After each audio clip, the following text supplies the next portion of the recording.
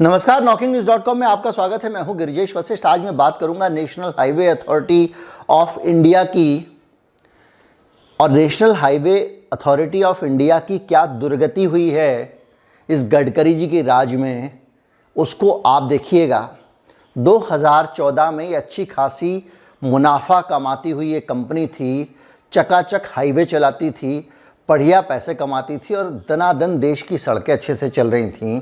और उसके बाद में सरकार बदलती है और NHAI नए पूंजीवादी कुचक्र में फंस जाती है। National highway authority of India 2014 से अब तक अपने कर्ज को 14 गुना कर चुकी है। उसका कर्ज 24,188 करोड़ रुपए होता था, जो 3,44,000 करोड़ हो गया है। यानी लगातार कर्जा बढ़ता जा रहा है, कर्जा बढ़ता जा रहा है। ऋणम कृत्वा घृतम पिबेत। ये जो रोज़ आपको कहते हैं ना, इतने किलोमीटर हाईवे बढ़ा देंगे, उतने किलोमीटर हाईवे बढ़ा देंगे, वो दरअसल हाईवे बढ़ा नहीं रहे हैं, वो उतने हाईवे बनाने के नाम पे कर्ज ले रहे हैं। हाईवे बनेगा तब बनेगा, लेकिन आज की तारीख में कंपनी की हालत ख़राब है। जब हाईवे बनेगा, जब नौमन तेल होगा, जब राधा नाचेगी, फिर हाईवे से टोल की रिकवरी होगी, तब पैसे आएंगे। लेकिन कर्ज अभी ले लिया है तो ब्याज तो अभी से देना पड़ेगा लाला जी। और जब आप ब्याज देने की बात करते हैं तो हालत ये है कि जो आने वाले साल में 2023 में NHAI का जो टोटल टोल का कलेक्शन होने वाला है, उस कलेक्शन से ज़्यादा ब्याज इनको देना है।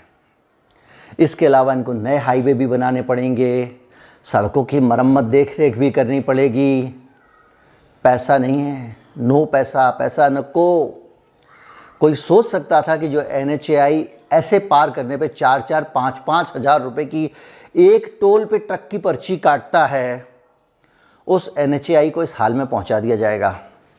आपको नहीं लगता? मुझे तो लगता है कि इस तरह से ही सरकारी कंपनियों को घाटे में लाया जाता है।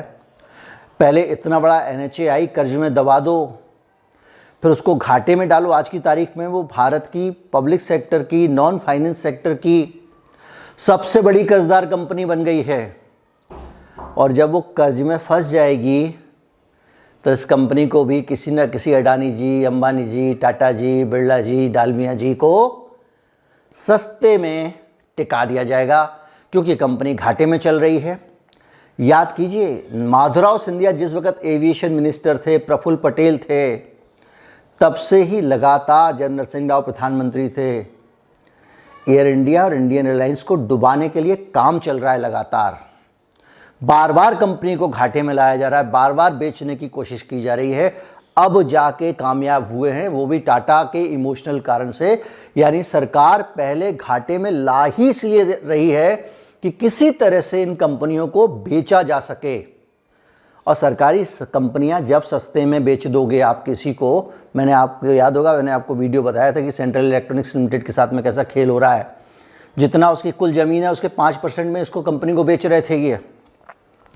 तो जो भी है, हालत ये है 2021-22 में 65,000 करोड़ रुपए का लोन ले चुके हैं NHAI वाले, और 4 लाख करोड़ से ऊपर का लोन उनका होने वाला था कि अचानक ब्रेक लग गया। उनको रोक दिया गया कि भाई साहब अब मत लीजिए, बहुत ज़्यादा हो गया।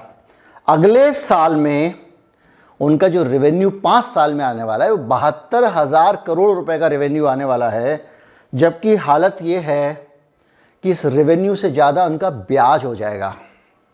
कैसे हो जाएगा? 2023 में ही उनको 30,000 करोड़ का ब्याज चुकाना है। और ये जो ब्याज है, मूलधन मिला दिया जाए तो ये 46,000 करोड़ हो जाता है। और इसमें अगर बाकी चीज़ें मिला दी जाएं कि आपको सड़कें बनानी हैं, मेंटेनेंस करना है, नए हाईवे बनाने हैं, तो ये ब्याज, ये पहुंच जाएगी रकम 38,000 करोड़ रुपए की। यानी 38,000 करोड़ रुपए की ज़रूरत पड़ेगी। और आपका कर्जा चुकाने और सब देने का 38,000 की ज़रूरत पड़ेगी। और आपका जो कलेक्शन होना है वो बहुत कम है। और इसलिए आप अगले 5 साल में 72,000 करोड़ कमा पाओगे। तो ये तो सोच लो आपकी स्थिति क्या है। अब आप सोचो, हमने सरल तरीके से कह दिया कि रियल एस्टेट डेवलप कर लेंगे हाईवे के किनारे। एक तो डेवलप करने में हर चीज़ में पैसा लगता है, और दूसरा ये है कि हाईवे के किनारे की ज़मीनें, इसका मतलब सस्ते दाम में पीपीपी के नाम पे डेवलपर्स को, बिल्डर्स को, मॉल बनाने वालों को दे दी जाएंगी कौड़ियों के दाम में। क्योंकि जब आदमी कर्जे में दबा होता है तो वो कौड़ियों के बोल काम करता है। ये गडकरी साहब का स्किल है कि उन्होंने एनएचएआई को इस कर्ज के इस स्तर तक पहुंचा दिया, और वो लगातार कर्ज में दबी हुई है। और ये गडकरी साहब मोदी जी से कंपटीशन करते हैं। पिछले चुनाव में कहा गया था कि अगर कम सीटें आएंगी तो गडकरी जी ऐसे आदमी हैं जो सबको साथ लेकर चल लेंगे, मोदी जी तो अकड़ू है, तो ये प्रधानमंत्री बन जाएंगे। ये वो गडकरी जी हैं। और अब भी जब बात करते हैं तो हमेशा ये बताते हैं कि इनके पास भविष्य को लेकर बहुत बढ़िया प्लान है, ये कर सकते हैं, ये वो कर सकते हैं, फला ढिमका कर सकते हैं। और इन गडकरी जी ने लगातार एक अच्छी खासी देश की कंपनी थी जिसको कर्जे में दबा दिया। याद कीजिए, इसी एनएचएआई को लेकर गडकरी जी जब सरकार में आए थे तो उन्होंने एक दावा किया था कि अब जिन जिन टोल प्लाजाओं पे सड़क का खर्चा वसूल हो चुका है उनको फ्री कर दिया जाएगा। लेकिन अब हालत ये है, उनको फ्री करना तो दूर की बात, उनसे सारी वसूली करने के बाद भी आप अपने घाटे की भरपाई नहीं कर पा रहे, क्योंकि आपने इतना कर्जा ले लिया है, उसका ब्याज इतना ज़्यादा है। अब वो कर्जा अगर कहीं पे ढंग से तमीज़ से खर्चा किया होता तो आज उससे कमाई हो रही होती तो दिक्कत नहीं होती ना। कमा रहे हो, आमदनी अठन्नी, खर्चा रुपया, वो भी ब्याज ब्याज में। इस हालत में इनका अपना सिस्टम चल रहा है एनएचएआई का। अब ये पैसा आएगा कहाँ से? एक तो ये सस्ते भाड़े में माल वाल बेच देंगे, लेकिन सबसे ज़्यादा मार पड़ेगी आप पे और हम पे, जो पहले ही दुनिया के सबसे महंगे वाले जो टोल है ना, उनमें से एक है, वो हम पे कर रहे हैं। कभी जब टोल प्लाज़ा पे जाते हैं ना तो आप ये मत देखिए कि मेरे वाली पर्ची कितनी कटी, ये देखिए वहाँ जो लिखे रहते हैं रेट्स। 16 पहिए का ट्रक, 8 पहिए का ट्रक, 12 पहिए का ट्रक, 24 पहिए का ट्रक जो होता है, एक एक टोल पार करने के 5-5, 7-7, 10-10 हज़ार रुपये तक लोगों से चार्ज किए जा रहे हैं। और वो जो टोल का पैसा लगता है ना, एक तो आप जाएंगे तो आपको तो टोल देना ही पड़ेगा, ज़्यादा टोल बढ़ेगा तो, और दूसरा उस ट्रक में जो लद के सामान आ रहा है आपके पास, वो सब सामान जब टोल दे के आएगा तो आपके पास जो कीमत आएगी उस सामान की बढ़ा के आएगी। मैं आपको पहले भी बता चुका हूँ, बचपन से हम देखते आ रहे थे माचिस की डिब्बी में 50 तीलियाँ होती थी। इस सरकार के आने के बाद 34 हो गई हैं। हर चीज़ के जो पैक थे उनके साइज़ छोटे कर दिए गए हैं। जो पहले 100 ग्राम आता था वो 80 ग्राम आ रहा है, 70 ग्राम आ रहा है। अब आप कहेंगे छोटे करने से क्या होता है? छोटे करने से ये होता है कि महंगाई का झटका आपको नहीं लगता। 2 बिस्किट कम कर दिए बिस्किट के पैकेट में, आपको महंगाई का झटका नहीं लगता, पहली चीज़। दूसरा, उपभोक्ता मूल्य सूचकांक में सरकार को गड़बड़ी करने का मौका मिलता है। गड़बड़ी कैसे? मैं आपको सरल भाषा में समझाता हूँ कि उपभोक्ता मूल्य सूचकांक कैसे तय होता है। एक बास्केट होती है, बास्केट। हर चीज़ का दाम कैलकुलेट नहीं करते हैं, तो वो इन्होंने एक फ़िक्स कर रखा है कि भाई एक आदमी के परिवार को 1 टूथपेस्ट, 2 साबुन, 1 आटे का पैकेट, 4 इस तरह की चीज़ों का एक बास्केट होता है ज़रूरत का महीने भर की। उसके दामों को वो चेक करते हैं कि ये पूरा बास्केट महंगा हो गया या सस्ता हो गया। लेकिन अगर उसी दाम में आपके टूथपेस्ट का वज़न कम हो गया है तो जो महंगाई का आंकड़ा आएगा उपभोक्ता मूल्य सूचकांक में, जो इंडेक्स में इन्फ्लेशन आएगा, उसमें वो काउंट नहीं होगा। यानी आपको जो महंगाई का आंकड़ा आएगा, सरकार कहेगी कहाँ महंगाई बढ़ी है, और आप 50 की जगह 34 तीलियाँ ले रहे होंगे। आपके खाने पीने के सामान का पैकेट 1000 ग्राम की जगह 850 ग्राम हो जाएगा। सरकार को स्टैंडर्ड माप फिक्स करना चाहिए। पहले तय हुआ था, कुछ चीज़ों में तय है, जैसे दूध में तय है, दूध का पैकेट आधा लीटर का ही रहेगा। मट्ठे में आपने देखा होगा, आधा लीटर के मट्ठे के पैकेट में अब 350 होने लग गया, 400 होने लग गया, क्योंकि उसका तय नहीं है। सारी चीज़ों पे स्टैंडर्ड अगर माप सरकार तय कर दे तो ये धांधली भी बंद हो जाएगी, लेकिन वो नहीं करेगी, क्योंकि उसको उपभोक्ता मूल्य सूचकांक का खेल करना होता है।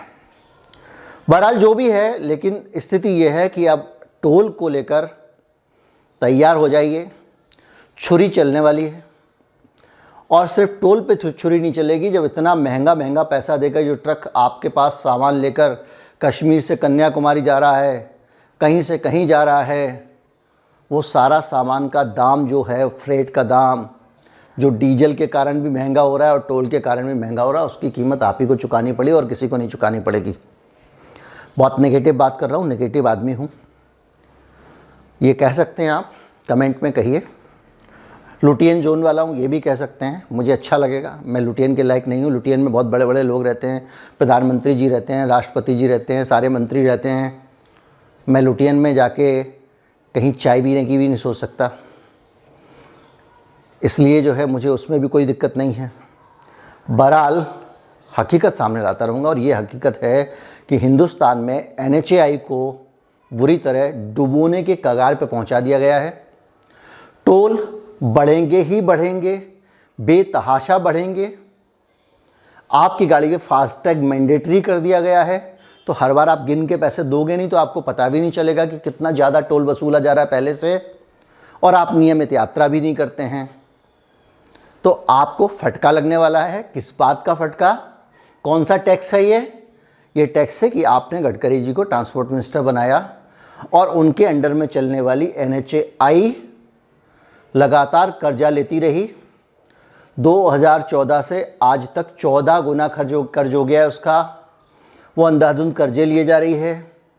कर्जे के नाम पे बड़े बड़े प्रोजेक्ट अनाउंस हो रहे हैं, वहाँ प्रोजेक्ट बन नहीं रहे तो वहाँ से आमदनी आ नहीं रही है। और अब हालत ये है कि जितनी टोटल कमाई है NHAI की, उससे ज़्यादा NHAI को ब्याज चुकाना है। तो अब ब्याज चुकाने के लिए भी हो सकता है कर्जा लें भैया। तो अगर कर्जा भी ले लेंगे और आपसे भी वसूल लेंगे, क्या फ़र्क पड़ता है? तो ये दशा है। आपको मेरा काम है जानकारियाँ देना, वो मैं आपको दे रहा हूँ। हो सकता है मेरी जानकारी कुछ लोगों को अच्छी ना लगे, उनसे मैं माफ़ी चाहता हूँ। जिनको अच्छी लगे उनसे चाहता हूँ शेयर कर दें, और जिनको अच्छी ना लगे ना, वो भी एक बार शेयर करें, कुछ लोगों से सलाह लें अगर बात कुछ गलत कही हो तो। नमस्कार, जय हिंद।